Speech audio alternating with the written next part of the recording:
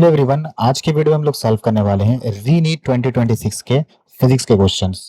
अगर तुम्हें सिर्फ और सिर्फ आंसर की चाहिए तो PDF link will be in the description, वहां से तुम जाकर के डाउनलोड कर सकते हो। अब इस वीडियो में हम लोग जो है सारे क्वेश्चंस को स्टेप बाय स्टेप सॉल्यूशन को अच्छे से ध्यान से समझ के सॉल्व करेंगे, और मैं सारी चीजों को डिटेल में बताने की कोशिश करूंगा और एक्सप्लेन भी करने की कोशिश करूंगा कम से कम समय में, ताकि हम लोग सॉल्व कर पाए। So without further ado let's start the first question. So in the first question it says that a photon and an electron, each of 20 electron volt energy, moves in free space, and the ratio of linear momentum of electron to that of photon pe by pph.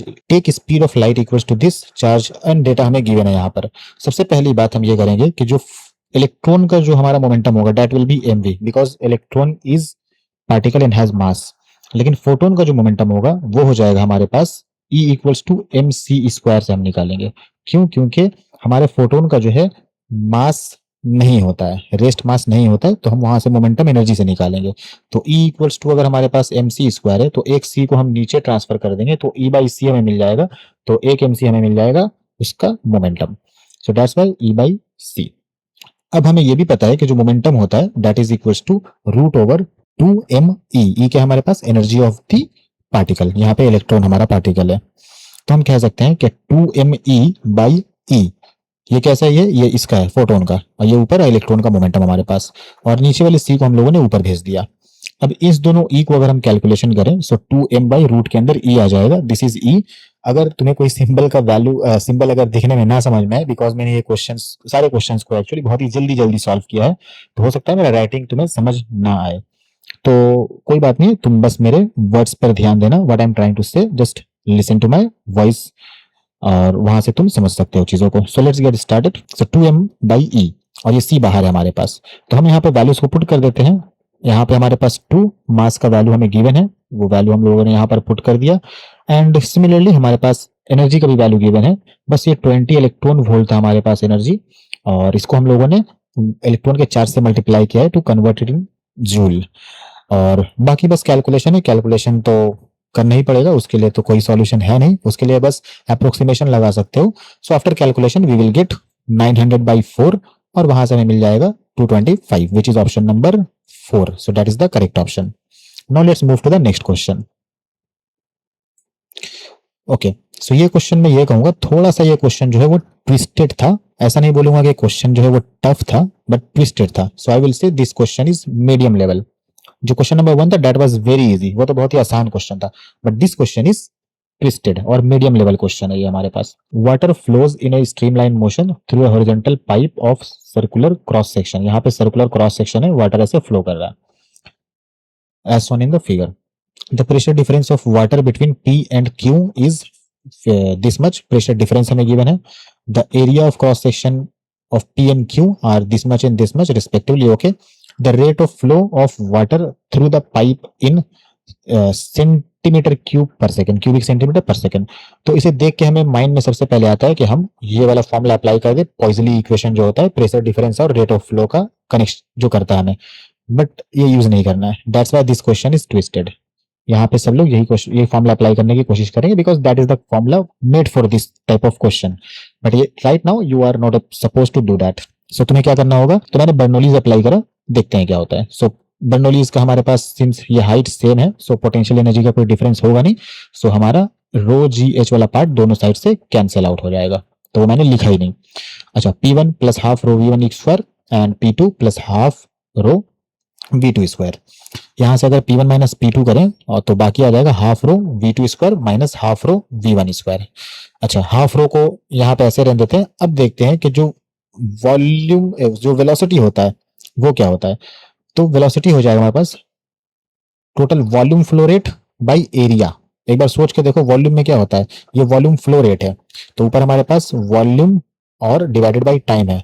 तो volume में क्या हमारे पास है, volume में हमारे पास है ऑलरेडी एरिया इंटू लेंथ, जो ये एक्स ट्रैवल करेगा, और बाई टाइम ऑलरेडी है। अगर इसे एरिया से डिवाइड कर दें तो हमें क्या मिल जाएगा, dx बाई dt, मतलब वेलोसिटी।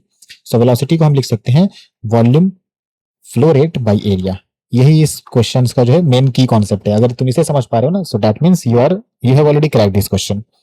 सो हम यहाँ पे वेलोसिटी को लिख देंगे q बाई V2 को लिख देंगे q बाई A2 का स्क्वायर और V1 को लिख देंगे Q बाई A1 का स्क्वायर। देखो Q तो चेंज नहीं है, वो जितना वॉल्यूम यहाँ फ्लो करेगा उतना वॉल्यूम यहाँ फ्लो करेगा, वेलोसिटी चेंज हो जाएगा। ओके, बिकॉज इनकम्प्रेसिबल फ्लूइड है। इन्होंने बोला नहीं इनकम्प्रेसिबल, बट लेना होगा तुम्हें, ठीक है।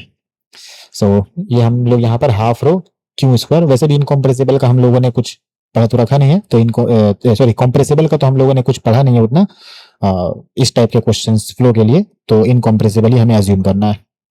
So half rho Q square and 1/A2 का स्क्वायर माइनस 1/A1 का स्क्वायर। अब बाकी सारे चीज कैलकुलेशन है। यहाँ पे डेल्टा पी इन्होंने 15 न्यूटन मीटर स्क्वायर दे रखा है और हाफ एंड रो का वैल्यू 1000, क्यू हमें फाइंड करना है। एरिया का वैल्यू जो इन्होंने दे रखा है सेंटीमीटर स्क्वायर में, तो इसे थोड़ा हमें ध्यान रखना है। बिकॉज अगर तुम यहाँ पे देखो 20 सेंटीमीटर स्क्वायर, तो अगर 20 का स्क्वायर करेंगे ना तो हमारे पास आ जाएगा 400, बट यहाँ पे मैंने 10⁻⁻4 से नहीं किया है, क्योंकि सेंटीमीटर को अगर तुम मीटर में करोगे तो 100 से हमें डिवाइड करना होता है, बट ये एरिया है, सो 10⁻⁻4 हमें वहां पे डालना होगा।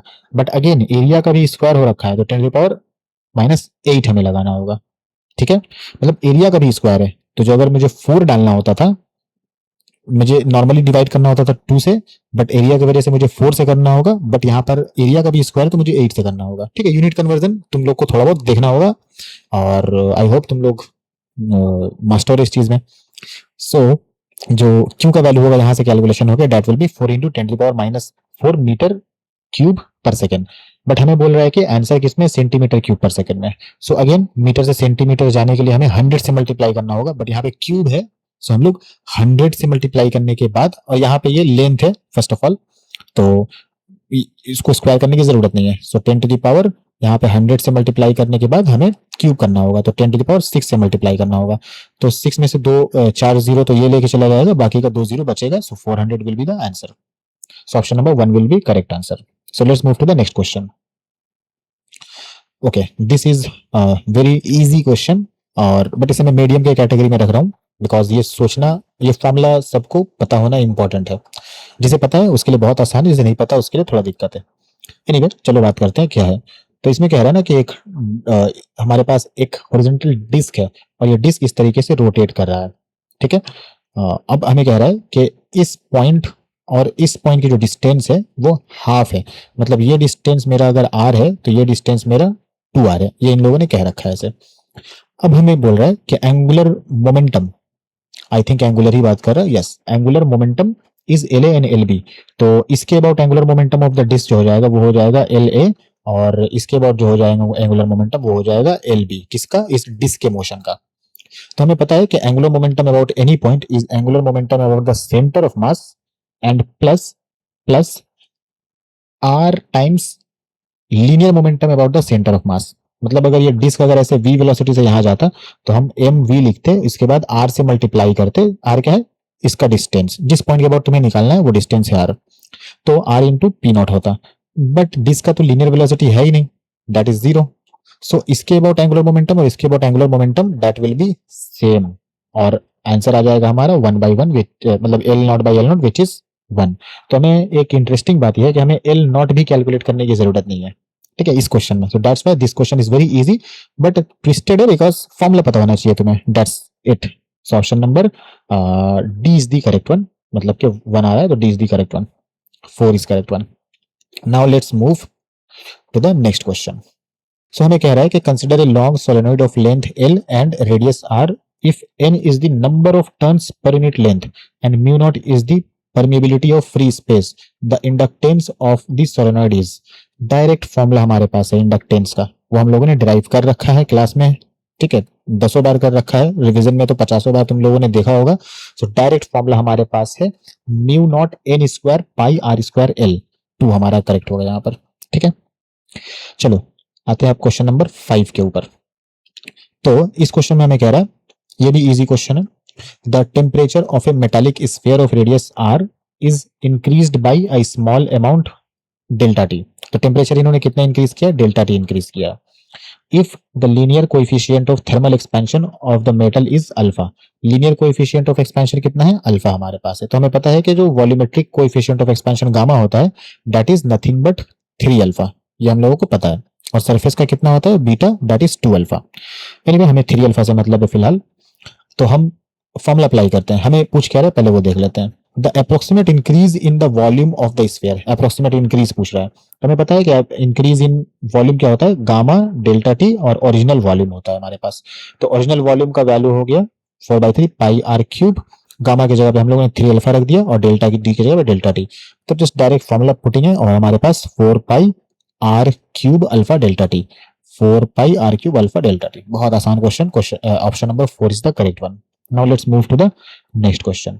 सो this is our moderate level question, easy नहीं है, टफ भी नहीं है, मॉडरेट लेवल क्वेश्चन है, जिसे थोड़ा बहुत अगर अप्रोक्सीमेशन लगाने नहीं आता है तो उन लोगों के लिए टफ हो सकता है।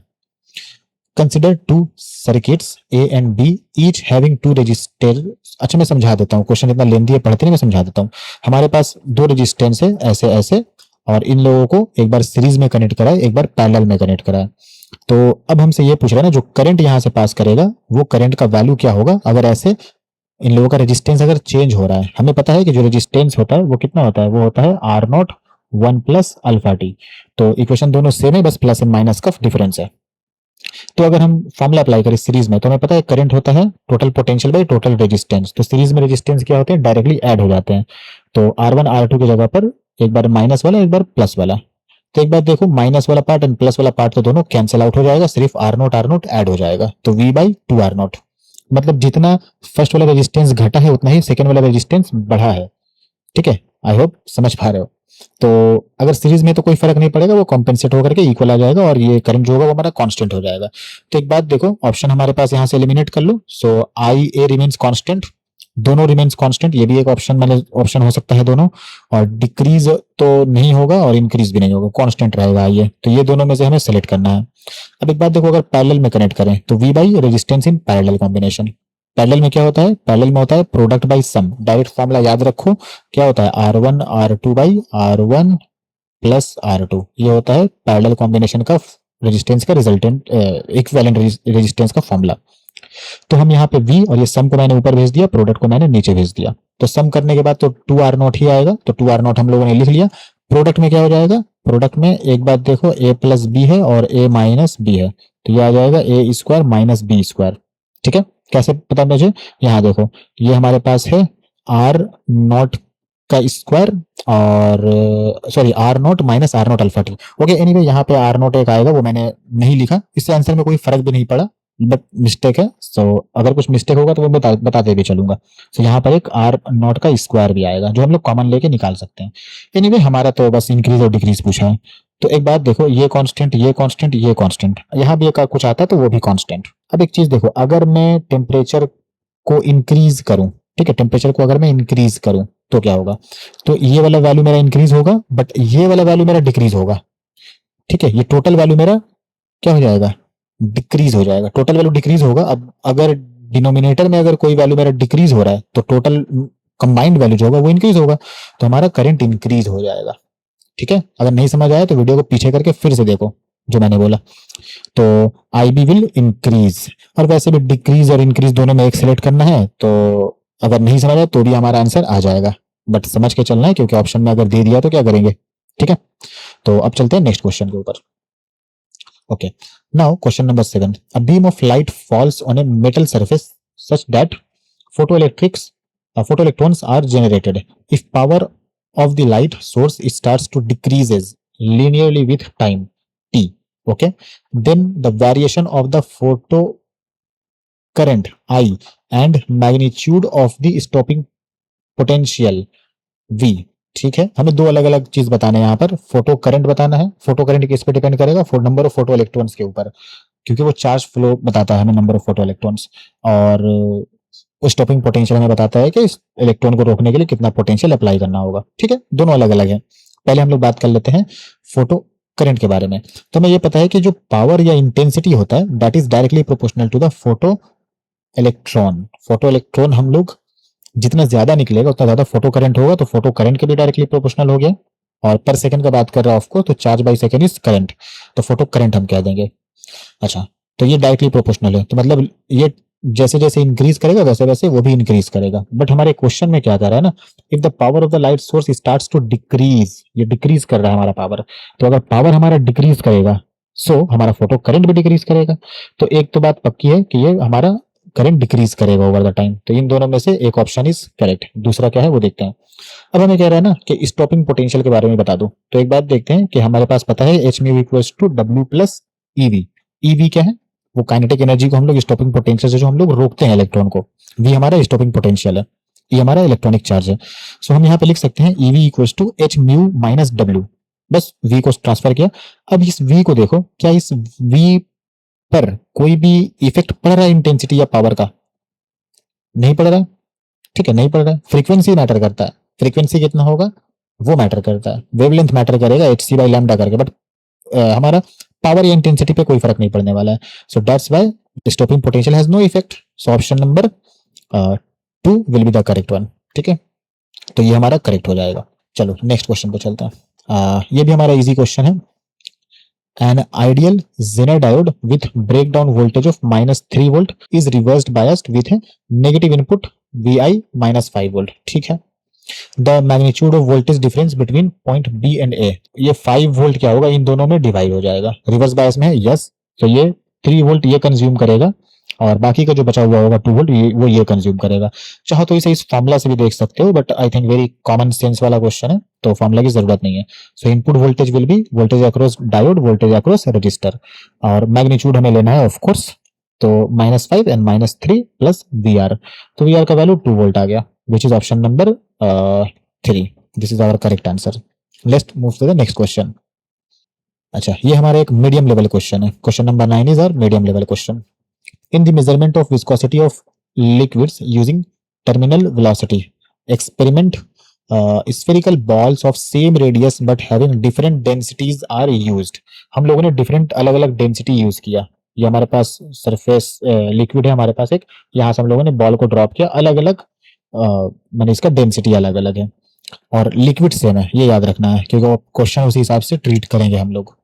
तो हमें कह रहा है कि spherical balls of same radius but having different densities are used, the variation of the terminal velocity v with the ratio of density of spherical ball to the density of liquid। हमें density of solid by density of liquid को plot करना है, कहां पर?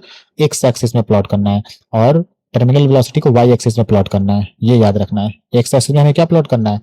Ratio of solid by ratio of sorry density of solid by density of liquid का ratio हमें plot करना है। So let's try to put this values. तो सबसे पहले तो टर्मिनल वेलोसिटी का फॉर्मूला याद होना चाहिए, वरना इसको डिराइव करने में भी हमारा टाइम कंज्यूम होगा, तो याद कर लो फॉर्मूला सारे। अगर तुम लोगों को फॉर्मूला शीट चाहिए तो कमेंट कर देना, I will give the link of the formula sheet. तो 2r² g density of solid minus density of liquid by 9 ईटा। जो कांस्टेंट टर्म है उस सबको मैंने साइड कर लिया, रेडियस भी कांस्टेंट इन्होंने कह रखा है। अब हम लोगों ने क्या कि डेंसिटी ऑफ लिक्विड को बाहर लिया। क्यों? मैं डेंसिटी ऑफ सॉलिड को भी बाहर ले सकता था, लेकिन लिक्विड को क्यों लिया? क्योंकि लिक्विड का डेंसिटी इन्होंने चेंज नहीं करा है, that means that is also constant. सो ये सारे चीज हमारे कांस्टेंट हो गए। अब हमें मिल गया density of solid by density of liquid, तो इसे मैं एक्स एक्सिस में प्लॉट करने वाला हूँ, इसे मैं वाई एक्सिस में प्लॉट करने वाला हूँ टर्मिनल वेलोसिटी को, और ये सारे हमारे कांस्टेंट हो गए। तो हमारा जो इक्वेशन बनी है जो हमें प्लॉट करना है, this is our main equation. So y equals to k into x minus 1, इसे मैं मल्टीप्लाई कर दूं y equals to k x minus k, तो y equals to m x plus c, अगर तुम्हें याद होगा एम एक्स प्लस सी, तो इस तरीके से हमारा ग्राफ आता था। ठीक है, समझ आ रहा है? लेकिन हमारा जो सी है वो माइनस है, तो ऑफकोर्स हमारा ग्राफ कुछ ऐसा आना चाहिए, हमारा ग्राफ कुछ ऐसा आना चाहिए कि माइनस से कटते हुए जाए। ठीक है, तो इस तरीके से देख के लग रहा है कि ये दोनों तो पहले हमारा गायब हो गए, ये दोनों तो हमारे होंगे नहीं, और ये दोनों हो सकते हैं। तो इसको अगर ध्यान से देखें हम लोग, तो इसको देख के लग रहा है कि हाँ ये करेक्ट है, पीछे जाकर यहाँ पे नीचे कटने वाला है। Okay, now let's move to the next question. तो इस क्वेश्चन को हमने इजी कैटेगरी में डाला है बिकॉज बहुत इजी है ही इसलिए। So 2 planets P1 and P2 with equal mass have radius R1 and R2, दोनों का रेडियाई R1 R2 है respectively, where R2 is this much, the escape speed of P1 and P2 are V1 V2 respectively. तो हमें escape velocity का formula पता है, √2gm/r। यहाँ पे कह रहा है कि इक्वल मास है प्लैनेट्स का, तो मास हमारा कांस्टेंट हो गया। अगर मास चेंज होता तो हम क्या करते? फिर हम मास को भी चेंज करते, है ना। अगर डेंसिटी सेम बोलता तो हम क्या करते? डेंसिटी के फॉर्म में लिखते मास को, रो इंटू वॉल्यूम करके, वो भी कर सकता है, इसलिए मैं बता रहा हूं तुम्हें। एनीवे, करा तो नहीं, तो हम कह सकते हैं कि जो एस्केप वेलोसिटी होगा, ये v2 नहीं है, ये ve है, तो ve जो होगा that will be proportional to 1/√। Of R, क्योंकि बाकी सारे कांस्टेंट है। तो इस तरीके से हम v2 बाई v1 क्या कह सकते हैं, इसको रेसिप्रोकल कर देंगे बिकॉज इनवर्सली प्रोपोर्शनल है। So root under r1 by r2। अब r1 बाई r2 यहां से निकाल लो, दैट विल बी 2 का रूट, क्योंकि रूट के अंदर है ना, तो रूट 2। डी नंबर ऑप्शन हो गया। देखो ए बी ऑप्शन, इस ऑप्शन में भी कंफ्यूज हो सकते थे, but option number D will be correct one. तो ये वीडियो ऑलरेडी बहुत ज्यादा लॉन्ग हो गया है, सो क्वेश्चन नंबर 11 से बाकी सारे क्वेश्चन जो है उन सबका जो लिंक है वो डिस्क्रिप्शन में मैं डाल दे रहा हूँ, वहां से तुम लोग जा करके देख सकते हो।